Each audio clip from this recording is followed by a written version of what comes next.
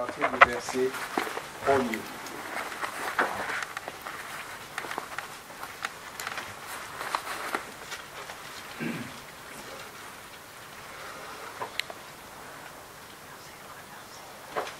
L'évangile de Jean, chapitre 10, nous lisons à partir du verset 1er. En vérité, je vous le dis, celui qui n'entre pas par la porte dans la bergerie, mais qui monte par ailleurs, est un voleur et un brigand. Mais celui qui entre par la porte est le berger des brebis. Le portier lui ouvre, et les brebis entendent sa voix. Il appelle par leur nom les brebis qui lui appartiennent, et il les conduit dehors. Lorsqu'il a fait sortir toutes ses propres brebis, il marche devant elles. Et les brebis le suivent parce qu'elles connaissent sa voix.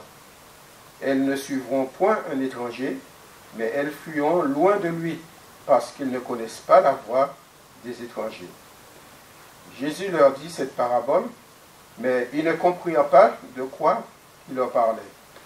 Jésus leur dit encore, en vérité, je vous le dis, je suis la porte des brebis. Tous ceux qui sont venus avant moi sont des voleurs et des brigands. Mais les brebis ne les ont point écoutés. Je suis la porte. Si quelqu'un entre par moi, il sera sauvé. Il entrera et il sortira. Et il trouvera des pâturages. Le voleur ne vient que pour dérober, égorger et détruire. Moi, je suis venu afin que les brebis aient la vie et qu'elle ait même avec abondance. Amen. Amen. Ce matin, je voudrais vous parler des différentes portes. Les différentes portes qui peuvent se trouver devant nous. Vous savez que Jésus qui disait, nous l'avons lu, ce verset 7, en vérité, je vous le dis, je suis la porte des brebis. Je suis la porte des brebis. Et au verset 9, je suis la porte. Si quelqu'un entre par moi, il sera sauvé. Il entrera, il sortira, il trouvera des pâturages. C'est vrai que quand nous entrons dans le contexte de ces versets, au Moyen-Orient, avec les différentes notes que j'ai pu me documenter là-dessus, afin de préserver, quand il fallait préserver leur troupeau des bêtes féroces ou des voleurs, les bergers les réunissaient en pleine campagne, dans un bercail à ciel ouvert. Donc, comment dire, on y aménageait une porte à laquelle se tenait un serviteur bien armé qui faisait la garde et ne laissait entrer que les bergers à lui connus. Et sur le matin, il venait des bergers, donc chacun appelait ses propres brebis, qui connaissaient sa voix, le suivaient pour s'en aller au pâturage. Jésus a donné, c'est vrai, même dans le parabole, Jésus savait ce qu'il disait, parce que c'était la réalité que vivaient tous ces comment dirais-je, on pourrait dire ces agriculteurs, ces cultivateurs, tous ces gens qui avaient ces troupeaux. Donc vous voyez que déjà là, cette image que Jésus montre, frères et sœurs, c'est qu'il y a une porte. Et n'importe qui ne pouvait pas entrer dans cette porte. C'est comme Jésus se présente comme la porte des brebis. Si Jésus se présente la porte des brebis, il se présente aussi la porte des bergers. N'oublions pas que Jésus dit aussi, je suis le bon berger. Si Jésus dit qu'il est le bon berger, parce qu'il existe aussi des mauvais bergers. Ben oui, il existe aussi des mauvais bergers. Mais il y a ce point qui est capital pour chacun de nous, qui est rassurant, c'est que Jésus nous connaît et nous connaissons notre Seigneur. Quand nous donnons notre vie à Jésus, eh bien, vous savez, la parole de Dieu, comme j'ai toujours dit, c'est notre référent. quand nous la méditons, que nous la lisons, frères et sœurs, je vous invite vraiment, c'est ça notre référence, la parole de Dieu. Ce n'est pas de dire, de chercher un appui dans le monde ou dans tous les livres qui peuvent exister. Vous savez, quand on a besoin de se référencer, qu'on a besoin de savoir les choses, il ne suffit pas seulement d'aller sur Internet, mais la première réaction que nous devons avoir, c'est d'aller dans la parole de Dieu. C'est d'aller dans la parole de Dieu. Vous savez que le Saint-Esprit, c'est lui qui nous montre, c'est lui qui nous dirige, c'est lui qui nous conduit, c'est lui qui sait ce que nous avons besoin, mais que nous soyons réceptifs à la parole de Dieu. Donc c'est vrai, je voudrais vous parler ces portes. Jésus se présente comme la porte des brebis. Il y a des portes qui pourraient se présenter devant nous et ne sont pas forcément bonnes. Ne sont pas forcément bonnes. Beaucoup de gens choisissent des portes, mais ne savent pas qu'ils sont, quand ils sont dedans, ils sont dans l'illusion. Ils ne savaient pas. Et ils font si souvent le mauvais choix. Et les conséquences qui s'en suivent, bien sûr. Et là, dans le texte que nous avons lu, et si nous lisons précédemment, dans les versets précédents, là, c'était les pharisiens à l'époque du Seigneur Jésus, et bien d'autres étaient toujours en opposition à tout ce que disait le Seigneur. L'origine de cette discussion, pourquoi que Jésus est intervenu là et donné cette parabole, et en même temps nous servir de leçon peut-être ce matin, c'était tout simplement, il avait opéré un miracle sur un homme aveugle de naissance. Si nous lisons dans le contexte, je vous invite à lire le chapitre 9 et le chapitre 10. Les Juifs ne voulaient pas croire, les Juifs, ils voulaient tout simplement être en opposition à Jésus. Et pourtant même, les parents de cet homme, ils disaient, c'est mon fils. Bah oui, on ne peut pas contredire les parents, ils connaissent bien leurs enfants. C'est comme si vous connaissez vos enfants, quelqu'un qui vous dit, bah, c'est qui, c'est pas votre fils. Vous pouvez l'affirmer, oui, c'est mon fils, je le reconnais. Et je sais qu'il était aveugle de naissance. Il était né comme ça. Il ne voyait pas, il ne savait même pas quelle couleur était le ciel, ni les feuilles des arbres. Ça, il ne pouvait pas le dire, ça. Et les Juifs ne voulaient rien entendre, rien comprendre. Et voilà, nous trouvons tout cela dans le chapitre 9, si nous voulons vraiment avoir plus de précision dans la suite des choses. Mais une leçon à retenir, frères et sœurs, de cet homme. La leçon que j'ai retenue, c'est la foi de cet homme. La foi. L'homme, il répondit, l'homme qu'on appelle Jésus a fait de la boue, a oint mes yeux, et il m'a dit, va au réservoir de Siloé et lave-toi. Qu'est-ce qu'il a fait? Il a dit, j'y suis allé, je me suis lavé, et je recouvrais la vue. Voilà, c'est la foi simple. Dans cette phrase-là, nous trouvons, c'est vrai, la foi, la confiance, la disposition aussi, et nous trouvons l'action et l'obéissance.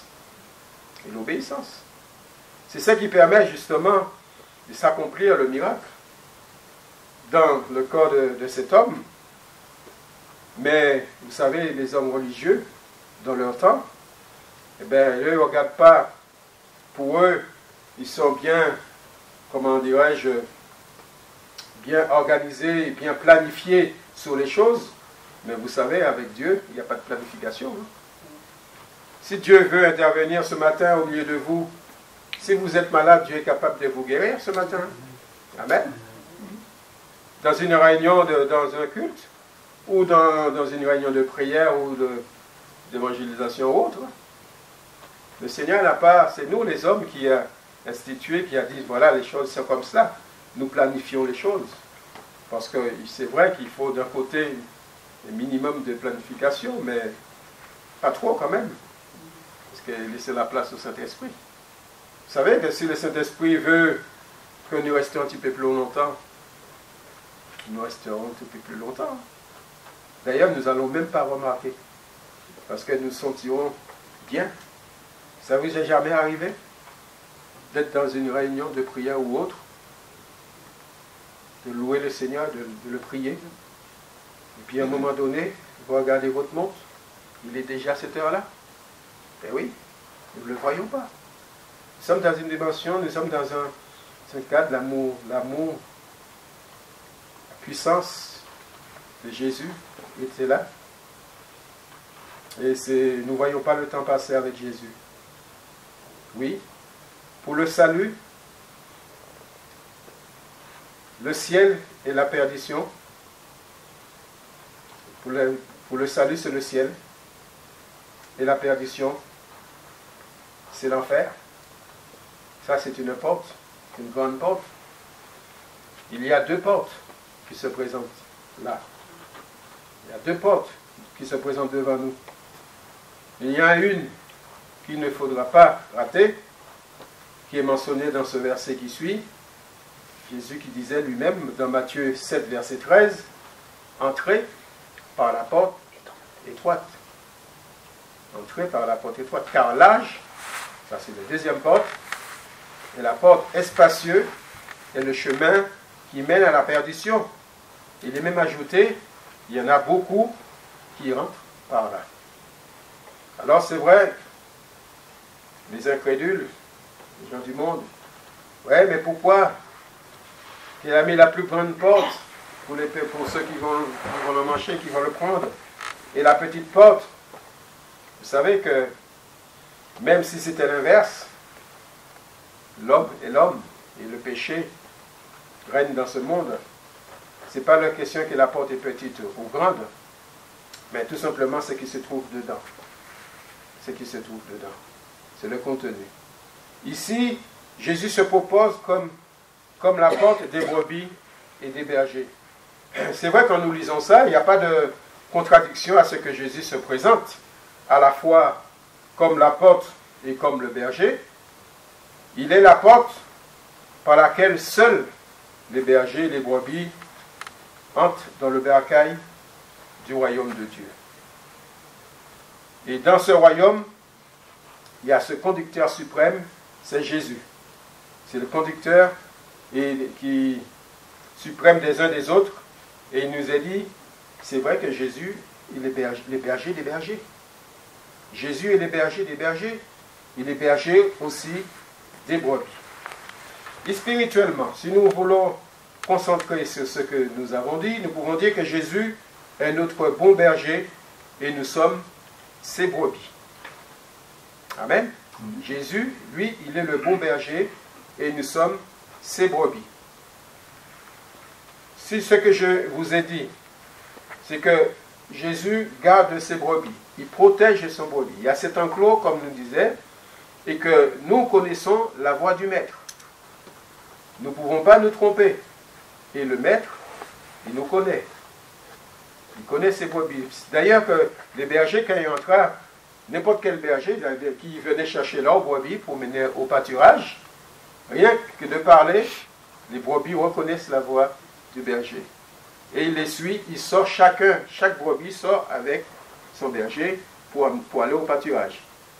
Vous remarquerez aussi que les bergers, ils marchaient devant. Et les brebis le suivent derrière. Parce qu'ils reconnaissent le berger, ils le suivent. Ils savent très bien que si c'est ce berger, ils vont l'amener dans de bons pâturages. Et c'est cela que Jésus, frères et sœurs, le Seigneur est pour nous. Le Seigneur nous emmène dans de vrais pâturages. Là où nous pouvons nous nourrir correctement et bien. Jésus sait, nous connaît. Et nous, de même, nous connaissons notre Seigneur, le berger. Vous savez qu'il est bien précisé, comme nous l'avons lu aussi, ceux qui ont entré avant, ou ceux qui forcent, tout simplement, c'est des mercenaires. Vous savez que, au jour d'aujourd'hui, nous devons faire très attention, parce que là, c'est vrai que je parle des portes, mais il y a des portes dans lesquelles que nous ne pouvons pas entrer. Il y a des portes dans lesquelles nous ne pouvons pas entrer. Il y a des que nous faisons, le Seigneur nous appelle à faire attention. Toutes les portes ne sont pas bonnes à prendre. Nous l'avons vu dans les deux, la porte large et la porte étroite. Et cette porte étroite, Jésus veut nous la communiquer en son temps. Nous l'avons choisi, cette porte étroite. Il est dit au verset, nous l'avons lu au verset chapitre 7 et le verset 14, mais étroite est la porte. Non seulement qu'elle est étroite, mais vous remarquez aussi qu'il est resserré. Non seulement que la porte est étroite, mais il est resserré, le chemin qui mène à la vie, et il y en a peu qui les trouvent. Il y en a peu qui les trouvent. Donc, notre responsabilité en tant que chrétien et notre mission, c'est de guider les âmes vers Jésus. Étant donné que cette porte n'est peut-être pas accessible aux yeux de tous, et c'est nous, les témoins, qui doivent montrer le chemin, la porte. Ça ne veut pas dire que c'est nous qui convertissons les gens, mais nous devons leur montrer le chemin. Cette direction à prendre. Vous savez que c'est comme si les gens qui se mettaient au bord du chemin, qui montraient le sens, prenaient ce sens-là ou là. Eh bien, notre responsabilité, nous chrétiens, c'est vrai dans notre mission, c'est de guider les âmes, de montrer le chemin à suivre. Amen. De lui montrer la bonne porte. C'est Jésus qui disait dans Jean, nous avons lu, dans Jean 19, « Je suis la porte. Si quelqu'un entre par moi, il sera sauvé. Il entrera, il sortira, et il trouvera le pâturage. » Donc, cette porte, c'est le salut. La porte qui est Jésus, c'est le salut. Et nous l'avons entré dans cette porte. Et c'est vrai que ceux qui ne l'ont pas encore fait, je peux conseiller à entrer dans cette porte. C'est là que nous trouvons le salut et de pâturage, nous pouvons trouver la nourriture à notre âme. Jésus, la porte du salut, pourquoi? Parce que pour aller à Dieu, c'est par lui. Jésus, c'est incontournable.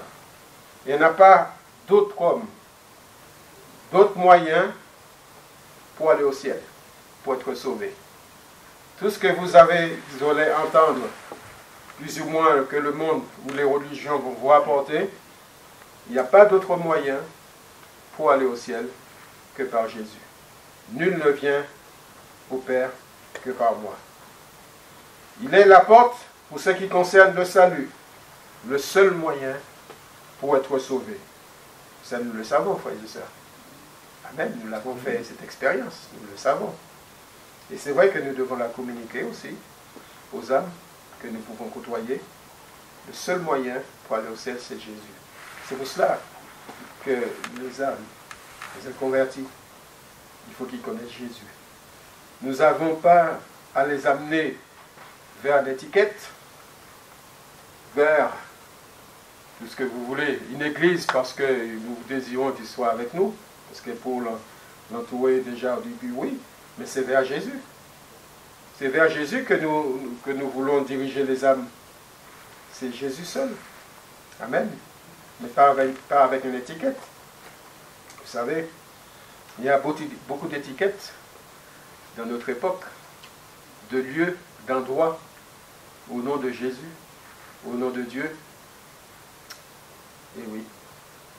Mais vous savez aussi que c'est comme il y a le bon berger et le mauvais, il y a aussi toujours le bon et le mauvais un peu partout. Hein? Il y a le bon et le mauvais un peu partout. Et le Seigneur nous appelle, c'est vrai, à avoir cette sensibilité de voir les choses. Et c'est lui qui nous le communique. Et c'est vrai que pour aller plus loin, on pourrait dire Jésus, même les personnes religieuses de l'époque, quelle audace, Seigneur Jésus. Et oui, Jésus dit, je suis le chemin. Il est le chemin, il est la vérité et la vie. Vous savez que c'est Thomas qui dit à Jésus, Seigneur, nous ne savons pas où tu vas. Parce que Jésus l'avait dit, il faut que je m'en aille. Il dit, comment pouvons-nous savoir le chemin? Et c'est là qu'il répondit, Jésus répond, je suis le chemin, la vérité et la vie. Nul ne vient au Père que par moi. Amen. Ce simple verset, nous pouvons faire fermer la bouche à tous ceux qui veulent dire que le royaume, on peut entrer dans le royaume des cieux dans notre moyen. Non, il n'y a pas d'autre moyen. Non seulement cette porte est étroite derrière, cette porte, il est resserré, frères et sœurs, et cette porte, nous pouvons dire, c'est Jésus, cette porte, il est resserré, mais il mène à la vie. Il mène à la vie. La vie chrétienne ou la marche avec Dieu n'est pas facile. Je ne sais pas si vous avez remarqué, mais la vie avec le Seigneur n'est pas facile. Comme dit le cantique, ce cantique sur les ailes de la foi, nous allons sans doute le chanter, il est difficile et rocailleux, il est même sur un chemin solitaire. Vous savez, je ne sais pas si vous avez connu la persécution sur le plan spirituel, mais il y a des pays, des frères et sœurs qui vivent cela. Il y a des frères et sœurs, nous pouvons nous réunir, peut-être pas de salle, mais nous sommes peut-être dans un hôtel, mais nous sommes dans un lieu tranquille. Tranquille. Mais il y en a dans des pays, vous savez, il y a des militaires qui surveillent le lieu pour voir ce qui se passe, et même qui entrent dans la porte pour écouter. Et oui. Et tout simplement, ils ne viennent même pas pour écouter, mais ils chassent déjà tous les chrétiens, et les chrétiens se dispersent. Et ils vont faire des réunions comme ça, clandestines, dans des maisons. Il ne faut pas qu'ils soient trop nombreux, parce que même là, on est trop nombreux. Il faut faire par 5-6 pour qu'ils ne soient pas. C'est vrai, le privilège. Si Dieu donne un privilège, si Dieu nous donne ce privilège, frères et sœurs, de nous réunir, il faut saisir ce privilège. Le chemin n'est pas facile. Il est rocailleux, même difficile. Des moments très difficiles à passer, des sales quarts d'heure, je pourrais dire. Non seulement dans nos santé, mais non seulement dans nos familles qui sont inconverties, que nous désirons pour le Seigneur. Et oui, que nous voudrions qu'ils soient sauvés avant que Jésus revienne. Et ça, c'est un fardeau. Ça, c'est un fardeau sur nos cœurs. Même si nous désirons que le Seigneur vienne bientôt, mais en même temps, nous pensons à nos familles. Le Seigneur vient bientôt, mais sauve-les d'abord. Sauve-les d'abord. Ben oui. Et c'est la volonté de Dieu, frères et sœurs, de sauver nos familles. De sauver nos familles. Dans ce seul chemin, c'est Jésus. La vie, c'est vrai que la vie est difficile. La vie est difficile parce que le Seigneur ne nous a pas caché les choses. Dieu ne nous a pas caché les choses. Cette image que je voudrais mettre aussi, c'est comme si nous nageons à contre-courant. Vous savez, dans ce monde, nous nageons à contre-courant, vous le savez. Parce que nous sommes et vivons dans ce monde de ténèbres, de péché, ce monde qui rejette Dieu, ce monde qui appelle ce qui est bien mal. J'ai même vu que les gens se réjouissaient dans ce monde, pour les choses qui sont mal, que pour les choses qui sont bien. Les choses qui sont bien, non, on ne en veut pas. Ah oui, c'est trop droit. C'est trop droit. Et malheureusement, et ça m'a attristé, ça m'attriste, de voir ça descendre dans cette génération très jeune. C'est-à-dire que la jeunesse, ceux qui sont au collège, ils commencent à avoir des langages comme cela. Au collège. Le collège, c'est 12-13 ans. Hein. Nos langages de nos collégiens. Ils ont déjà vu des choses que moi, à 25 ans, je ne connaissais pas. Ils savent des choses. Parfois, je disais avec ma femme, mais quand ils vont avoir l'âge de fonder un foyer, ils auront tout vu, ils auront tout. Qu'est-ce qu'ils ont à découvrir? Qu'est-ce qu'ils ont? Ben non. C'est-à-dire qu'on met, notre monde met la charrue avant le bœuf. Ben oui. Met la charrue avant le bœuf. Et vous êtes mieux, vous êtes comme moi, vous voyez les choses autour comme moi. On ne se marie plus. On ne se marie plus. Même si on se marie, mais plus tard, longtemps après. Les gens n'ont pas de valeur de ce qui est péché. Pour eux, c'est tout à fait normal, parce que tout le monde fait pareil. Donc on fait pareil. Et quand on voit nos petits bambins, là, la jeunesse, les collégiens, ils parlent comme cela. Tout le monde fait pareil. Mais monsieur, bah, tout le monde fait pareil. On ne fait rien de mal. Et oui. Je dis ça parce que j'ai véhicule des gamins au collège. Et c'est vrai que moi je ne pensais pas que c'était si bas que ça. Mais le Seigneur me permet aussi de l'envoyer des types contre-poison. Ouais. Et dire ce qui est. Non, c'est pas normal. Je dis non, ça c'est pas normal. Non. C'est pas parce qu'un tel fait ça que tu es obligé de faire ça aussi. Voilà. Donc trouver ce chemin n'est pas facile. La Bible dit, celui qui cherche trouve. C'est vrai. Celui qui cherche trouve.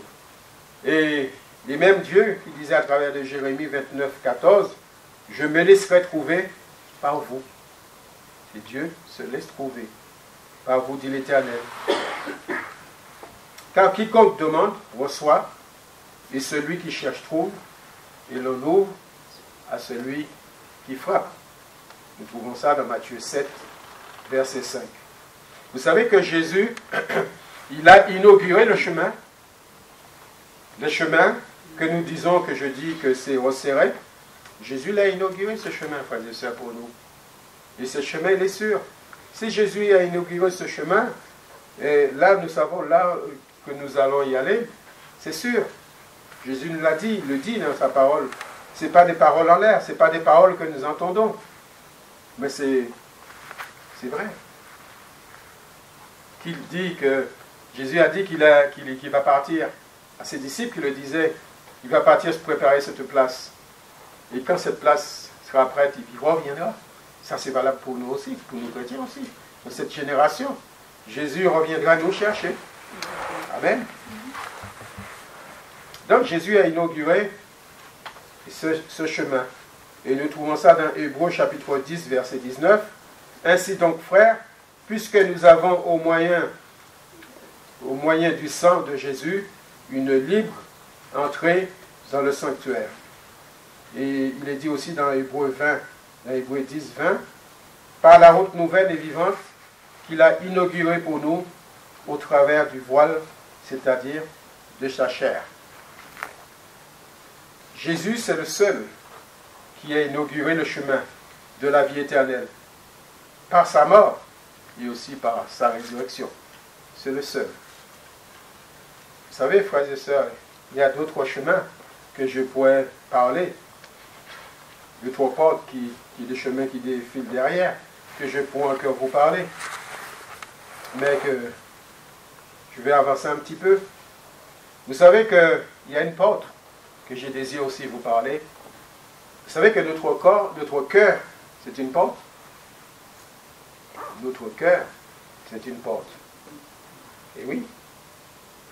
Et quand Jésus, nous trouvons ça dans l'Apocalypse chapitre 3, verset 20, que Jésus dit, voici, je me tiens à la porte et je frappe. Et si quelqu'un entend ma voix et ouvre la porte, j'entrerai chez lui, je souperai avec lui et lui avec moi. Quand il parle de la porte, c'est quelle porte qui parle là? C'est la porte de notre cœur. C'est notre cœur. Oui, c'est une porte. La seule différence avec cette porte, c'est Jésus la porte. Nous pouvons entrer, mais la porte de notre cœur, mais Jésus ne peut pas entrer comme ça. Pourquoi? Parce que c'est nous qui tenons la cloche de l'autre côté. C'est-à-dire que ça dépend de nous. C'est pour cela que on dit la foi. Nous pouvons prier pour quelqu'un, mais si la personne ne fait pas confiance, il n'ouvre pas son cœur, n'ouvre pas la porte, Jésus ne peut pas entrer. Jésus ne peut pas entrer. Et Jésus ne peut pas forcer. Et ça, c'est Dieu. Ça, c'est dans le trait de caractère de Dieu, de cette condition, que Dieu n'oblige personne. Dieu n'oblige personne, il ne force personne.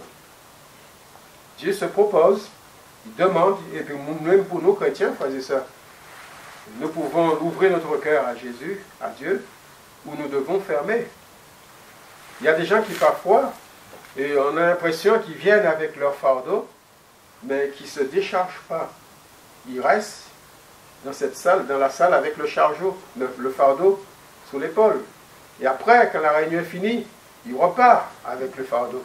Et pourtant, le fardeau, nous devons le décharger au pied de notre Seigneur. Amen. C'est dans cette manifestation de la foi. Notre cœur est une porte. Là où se trouvent les sentiments, les émotions, nos décisions personnelles. Parce que c'est vrai quand nous voyons des inconvertis, et puis qu'on pourrait le dire, donnez votre cœur à Jésus. Mais ça tient d'eux. Si eux, ils n'ouvrent pas leur cœur, si eux, ils ne laissent pas, ils n'est pas sensible, eh bien, il n'y a rien qui va se passer. Hein. Même le Saint-Esprit ne va pas leur ouvrir leur cœur et pénétrer. Hein. Vous savez, nous n'accepte pas. Donc, il y a ce consentement, c'est-à-dire que la cloche est à l'intérieur, malgré toute la puissance de Dieu, c'est selon notre volonté. Et c'est vrai que Dieu ne fera jamais, je le dis, Dieu ne fera jamais, entrera jamais de force dans nos cœurs. Dieu n'entrera jamais de force dans nos cœurs. Par contre, si nous entendons sa voix, et si nous ouvrons notre cœur, par contre là, il entre. Il pénètre. Il nous fait du bien. Amen. Et c'est là qu'il répond à nos besoins. Et ça, c'est valable aussi pour nos chrétiens. Ça, c'est valable pour nos chrétiens. La porte, on peut fermer la porte. On peut fermer la porte par notre désobéissance. On peut fermer la porte par nos péchés. On peut fermer la porte tout simplement parce qu'il y a une parole qui nous gêne. Parole que nous entendons peut-être, qu'on refuse. Parce qu'on dit c'est dur. On dit non, je ne peux pas l'accepter. Et le cœur est fermé. Vous savez, c'est comme l'éducation d'un enfant. Je ne sais pas s'il faut le dire là, mais l'éducation d'un enfant, il ne suffit pas seulement de faire que des bisous, Hein. Vous savez? Il ne suffit pas de faire que des bisous. On aime nos enfants. Moi, j'aime mes enfants, mais quand il y avait la sanction, il y avait la sanction. Ben oui. Ce n'est pas par aucun plaisir. Et c'est valable pour le Seigneur, c'est valable pour Dieu. Parce que même la parole de Dieu nous dit, Dieu châtie celui qu'il aime. Parce qu'il nous aime. Il ne veut pas que nous soyons perdus. Et oui, frères et sœurs. Oui. Et pourtant, il est dit dans Matthieu chapitre 18, verset 3, je vous le dis en vérité, si vous ne convertissez et si vous ne devenez comme les petits enfants, vous n'entrerez pas dans le royaume des cieux. Là, le Seigneur va montrer vraiment l'humilité. L'humilité, simplicité, un enfant. Vous savez, vous mettez un enfant, c'est comme le Seigneur, on a présenté un enfant devant le Seigneur, il dit si vous ne ressemblez pas à cet enfant, vous ne pouvez pas entrer dans le royaume des dieux. De côté de cette simplicité de l'enfant. L'enfant, comme on le dit, ben, il croit. Il ne pose pas des questions, oui, mais pourquoi, etc. Non. L'enfant croit. Et Dieu attend que nous croyions.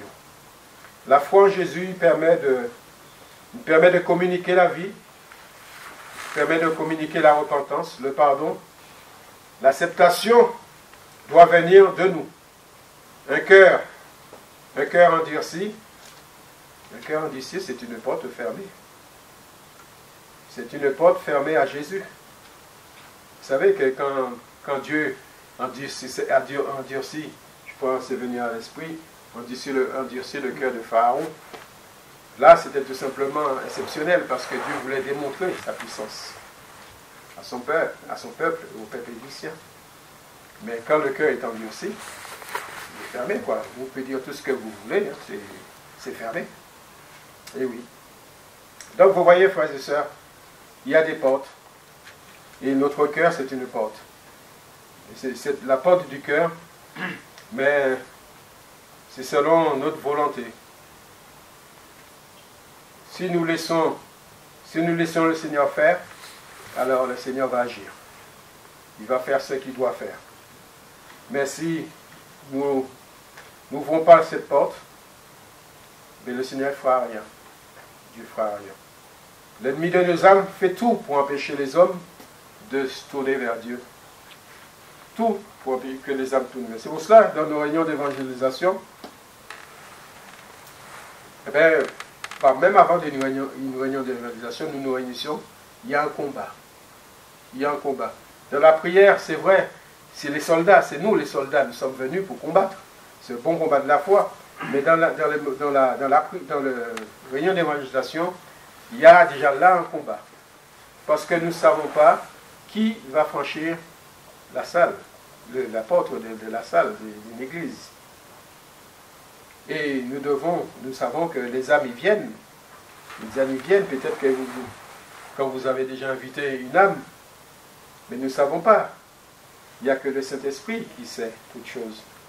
Et parfois, il y a un combat. L'âme ne donne pas, le cœur est fermé. Parce qu'il y a un combat. Dans l'oreille, l'ennemi ne les écoute pas. Ça, c'est des paroles en l'air, etc., etc. Donc, il y a tout ce combat. Et derrière, il y a les chrétiens qui prient. Et c'est là qu'on arrache les âmes dans les griffes de l'ennemi. C'est par la prière, c'est par la foi. Amen. Alors, oui, ce que Dieu veut, c'est que le méchant abandonne sa voie. Ça, nous le savons, nous chrétiens. Et l'homme d'iniquité, ses pensées, qu'il retourne à l'Éternel et qu'il aura pitié de lui, à notre Dieu qui ne laisse pas de pardonner. Ça, nous le savons. Alors, dis-le aux autres, dis-le à tous ceux que nous côtoyons, que Dieu ne se laisse pas de pardonner. Oui, ce que Dieu désire, c'est que le méchant abandonne sa voie. Des portes qui sont fermées, il y a aussi des portes qui sont fermées, puis c'est important de l'ouvrir. Parfois, nous prions, Seigneur, ouvre des portes. Amen. Il y a des portes qu'il faut qu'ils s'ouvrent. Je ne sais pas si vous êtes au chômage, vous cherchez un emploi. Seigneur, ouvre une porte de l'emploi. Il y a des portes qui sont tout à fait légitimes, mais il y a des endroits aussi, des directions, des projets. Quand nous sommes dans un projet mais le Seigneur, il sait l'ouvrir telle porte, mais aussi, il sait aussi le fermer. Et si la porte est fermée par le Seigneur, il ne faut pas chercher à l'ouvrir. C'est-à-dire que si le Seigneur nous a dit non, il ne faut pas dire que je vais quand même. Par contre, c'est tout à fait normal que nous prions au Seigneur, ouvre une porte.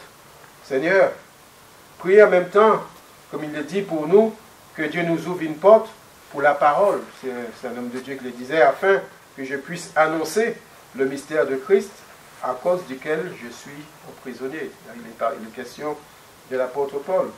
Donc prions, et ne nous lassons pas de prier dans tous les endroits, par exemple, qui n'a pas de lieu de culte. Amen. Prions que Dieu ouvre des portes. Que Dieu nous ouvre des portes. Vous savez que parfois, même pour le travail, que je demande, Seigneur, donne-moi ta volonté, montre ta volonté, et que j'avais trouvé, je me rappelle, j'avais trouvé 2 emplois. 2 emplois, pardon, 2 propositions d'emploi. Voilà. Un qui est pas loin de là où que je domicilais, et l'autre un petit peu plus loin. C'est vrai qu'on va dire, oui, Seigneur, il est tout près, ça il est tout près. Donc c'est impeccable. Eh bien, le Seigneur a fermé celui qui était tout près de ma maison. Et oui, je voulais aller à tout prix, je faisais tous les efforts. Non, il a voulu que j'aille plus loin. C'est lui qui est à 33 km. Et j'ai dû passer 38 années dans cette boîte. Gloire au Seigneur.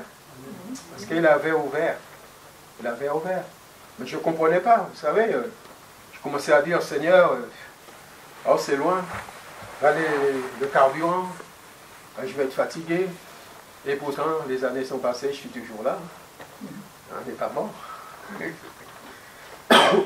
Gloire au Seigneur. Donc, frères et sœurs, il y a des portes qui sont fermées. Il ne faut pas chercher à l'ouvrir. Si Dieu l'a fermée.